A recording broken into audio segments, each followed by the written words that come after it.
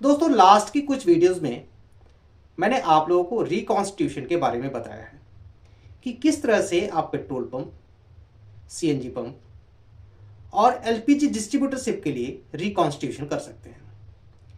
Reconstitution का मतलब दोस्तों अपने उस पर्टिकुलर पेट्रोल पंप में, सीएनजी पंप में या फिर गैस एजेंसी में पार्टनर को घटाया जाए, बढ़ाया जाए या फिर अपने पूरे शेयर को दूसरे को ट्रांसफर कर दिया जाए। तो यहां पे दोस्तों आपके पास कई ऑप्शंस होते हैं कि किस तरह से आप रिकॉन्स्टिट्यूशन कर सकते हैं। अभी तक दोस्तों जो हमें इंफॉर्मेशंस मिली हैं, जहां तक मेरी लोगों से बातचीत हो रही है, मोस्टली लोगों का यह कहना है कि हमने रिकॉन्स्टिट्यूशन तो नहीं किया है, लेकिन हमने आपस में एक पार्टनरशिप डीड बना रखा है, हमने एक नोटराइज एफिडेविट बना रखा है, जिसके बिहाफ पे हम अपना पेट्रोल पंप का शेयरिंग या फिर पेट्रोल पंप पे लगने वाले इन्वेस्टमेंट को शेयर कर रहे हैं और उससे होने वाले प्रॉफिट को एक दूसरे से शेयर कर रहे हैं। तो दोस्तों मैं आपको बता दूं कि कुछ तरीके ऐसे हैं जो आपके लिए ठीक नहीं है। अगर आप रिकॉन्स्टिट्यूशन सिर्फ और सिर्फ एफिडेविट पे कर रहे हैं या रिकॉन्स्टिट्यूशन आपने कोई पेपर साइन करके कर लिया है, तो यह तरीका दोस्तों गलत है। आपको जब भी रिकॉन्स्टिट्यूशन करना है वो कंपनी में जाके रिकॉन्स्टिट्यूशन करना है। मतलब जिस भी कंपनी का हो, चाहे वो आईओसीएल का हो, बीपीसीएल का हो, एचपीसीएल का हो या फिर इंद्रप्रस्थ गैस लिमिटेड का हो, जियो का हो, किसी भी कंपनी का हो, अगर आपको रिकॉन्स्टिट्यूशन करना है तो हमेशा कंपनी में जाके करना है। दैट इज कि जितने भी पार्टनर हैं उनका नाम कंपनी के डेटाबेस में, कंपनी के डेटा में होना चाहिए। अगर कंपनी के डेटा में आपका डिटेल नहीं है, दैट इज आपके द्वारा जो भी पार्टनरशिप किया गया है वो अवैध है, इनवैलिड है, और इस केस में कई सारी प्रॉब्लम्स आपको आ सकती है। कुछ केसेस हम आप लोगों के साथ डिस्कस करेंगे, उनको आप ध्यान से समझिएगा और सोचिएगा।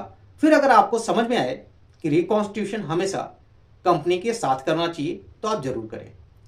सबसे पहला दोस्तों कि अगर आप रिकॉन्स्टिट्यूशन किसी के साथ करते हैं, आपका नाम कंपनी के डेटाबेस में नहीं है, जो उसका एक्चुअल प्रोप्राइटर है अभी वो आपके साथ है, आपने इन्वेस्टमेंट कर दिया है, आप लोगों के बीच में एक अच्छा कम्युनिकेशंस है, बट इनकेस अगर उस प्रोप्राइटर को या फिर जिसके नाम से वो पेट्रोल पंप है, गैस एजेंसी है, सीएनजी पंप है, उसको अगर कुछ हो जाता है तो इस केस में उनके जो फैमिली मेंबर्स हैं वो आपको एक्सेप्ट करें या ना करें, ये उनके ऊपर डिपेंड करेगा। अगर उनको इस चीज की इंफॉर्मेशंस होंगी कि आपने उस पेट्रोल पंप में पैसे इन्वेस्ट किए हैं या फिर आपने कोई आपस में पेपर बना रखे हैं, तो हो सकता है वो आपको एक्सेप्ट करे, हो सकता है एक्सेप्ट ना करे, आप फोर्स नहीं कर सकते हैं। तो दोस्तों इस चीज को बहुत ध्यान से समझिएगा कि जो भी रिकॉन्स्टिट्यूशन आप कर रहे हैं, जो भी पार्टनरशिप आप कर रहे हैं, वो हमेशा कंपनी के नॉलेज में होना चाहिए, आपका भी उस कंपनी में शेयर होना चाहिए। इस चीज का जरूर ध्यान दें। अगर फैमिली मेंबर्स ने डिनाई कर दिया और आपके पास कोई लीगल पेपर्स नहीं है तो आपके लिए बहुत बड़ी प्रॉब्लम क्रिएट हो सकती है और आप कुछ भी नहीं कर सकते हैं। ठीक है, ये केस तो हुआ उनके लिए जिन्होंने कोई पेपर नहीं बनाया है। अब दूसरा सिनेरियो आता है दोस्तों, जो दूसरा केस आता है वो ये होता है कि आप लोगों ने किसी पेट्रोल पंप, सीएनजी पंप या फिर गैस एजेंसी के लिए आपने ऑफ द रिकॉर्ड कंपनी के कंसेंट के बिना कोई पार्टनरशिप आपने कर रखा है। अगर किसी भी तरह से कंपनी को पता चल जाता है कि आपने ऑफ द रिकॉर्ड कोई रिकॉन्स्टिट्यूशन कर रखा है, कोई पार्टनरशिप कर रखा है, तो इस केस में डीलर के साथ क्या होगा इस चीज को आप समझिएगा। अगर कंपनी को किसी भी तरह से यह पता चल जाए कि जो डीलर है उसने किसी के साथ पार्टनरशिप कर रखा है, तो इस केस में कंपनी के पास एक अथॉरिटी होती है अथॉरिटी कहाँ से मिलती है ये भी हम आपको बता देते हैं। जितने डीलर्स हमारे वीडियोस को देख रहे हैं वो बहुत ध्यान से देखिए, इस चीज़ को जरूर समझें। जब आप एग्रीमेंट साइन करते हैं गैस एजेंसी के लिए 5 साल में, पेट्रोल पंप के लिए 10 साल में, हर बार एग्रीमेंट साइन होते हैं ऑयल मार्केटिंग कंपनी के साथ। जो पुराने डीलर हैं वो इस चीज़ को समझ रहे होंगे।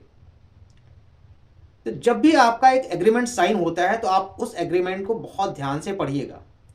उसमें एक क्लॉज होता है, उस क्लॉज में ये मेंशन किया होता है कि अगर आप कोई भी पार्टनरशिप कर रहे हैं और वो बिना कंपनी के कंसेंट के कर रहे हैं, मतलब बिना कंपनी के सहमति से कर रहे हैं, तो इस केस में कंपनी के पास ये राइट होता है कि वो आपके डीलरशिप को टर्मिनेट कर सकते हैं।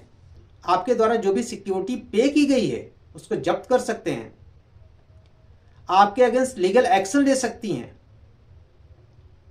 यहां तक कि दोस्तों आपको ब्लैक लिस्ट कर दिया जाएगा, आपके पूरे फैमिली मेंबर को ब्लैक लिस्ट कर दिया जाएगा।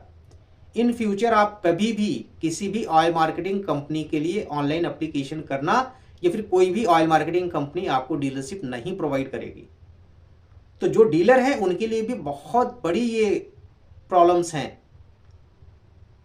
कि आप ऑफ द रिकॉर्ड कोई भी रिकॉन्स्टिट्यूशन ना करें, ऑफ द रिकॉर्ड कोई भी पार्टनरशिप ना करें। कोई ऐसा जरूरी नहीं है कि जिसने पार्टनरशिप जिसके साथ आपने किया वही कंप्लेन करे, कोई तीसरा भी कंप्लेन कर सकता है और उसके पास वो एविडेंस अगर हैं तो कंपनी के पास कोई दूसरा ऑप्शन नहीं होगा आपके डीलरशिप को टर्मिनेशन के अलावा। तो आप लोग बहुत सतर्क रहें। जहां तक मैंने बात की है, बहुत सारे ऐसे लोग हैं जिन्होंने ऑफ द रिकॉर्ड डीलरशिप में पार्टनरशिप किया है। तो आप लोगों से रिक्वेस्ट है कि आप लोग ऐसा काम बिल्कुल भी ना करें कि कहीं आपके डीलरशिप पे भी कोई इम्पैक्ट पड़े। डीलरशिप ही नहीं, पूरे फैमिली मेंबर्स में, पूरे फैमिली यूनिट में कोई नया डीलरशिप नहीं ले सकता है। तो आप लोगों के पास अभी भी टाइम है, क्योंकि सारी चीज़ें डिजिटलाइज हो गई हैं, सारी चीज़ें आज की डेट में पब्लिक डोमेन में घूम रही हैं। कोई भी आपके अगेंस्ट कोई भी एक्शन ले सकता है। एक केस आया दोस्तों, एक केस में और आपको बता दूं कि जितने भी डीलर हैं आप लोग इस चीज का जरूर ध्यान रखें कि अगर वो किसी डीलरशिप को चला रहे हैं, किसी भी ऑयल मार्केटिंग कंपनी का हो, तो वो कोई भी गवर्नमेंट या प्राइवेट जॉब नहीं कर सकते हैं। अगर इसका कोई भी पुख्ता प्रूफ मिल जाता है, इस केस में भी आपकी गवर्नमेंट जॉब भी जा सकती है और आपका डीलरशिप भी टर्मिनेट हो सकता है। तो इन चीज़ों का आप ध्यान रखें। रिकॉन्स्टिट्यूशन के लिए आप अपने ऑयल मार्केटिंग कंपनी से कांटेक्ट करें, अपने सेल्स ऑफिसर से कांटेक्ट करें और जो भी उसका प्रोसेस है उस प्रोसेस को आप फॉलो करें। ये आप ना समझें कि कंपनी को कैसे पता चलेगा। अभी मेरे पास कुछ केसेस आए हैं रिसेंटली जहां पे थर्ड पर्सन ने कंप्लेन किया है और उनका डीलरशिप कैंसिल हो रहा है। वो कोर्ट भी जाएंगे बट कुछ हो नहीं पाएगा। तो दोस्तों, ये कंपनी के पास राइट है कि बिना कंपनी के कंसेंट के आप कोई भी पार्टनरशिप नहीं कर सकते हैं और करने पे आपके अगेंस्ट लीगल एक्शन भी लिया जा सकता है। तो जिनके पास भी ऐसा कोई पार्टनरशिप है वो जल्द से जल्द कांटेक्ट करके अपने इस इनवैलिड अवैध पार्टनरशिप को वैध पार्टनरशिप बनाएं। थोड़े पैसे खर्च हो सकते हैं बट वो दोनों के लिए सही होगा, डीलर के लिए भी और जो पार्टनर हैं उनके लिए भी। आप दोनों लोग सुरक्षित रहेंगे और सारी चीज़ें ट्रांसपेरेंट तरीके से चलेंगी। तो दोस्तों, ये वीडियो कैसा लगा? वीडियो अच्छी लगी हो तो वीडियो को लाइक कीजिएगा और दोस्तों चैनल पर नए हैं तो चैनल को सब्सक्राइब जरूर कर दीजिएगा।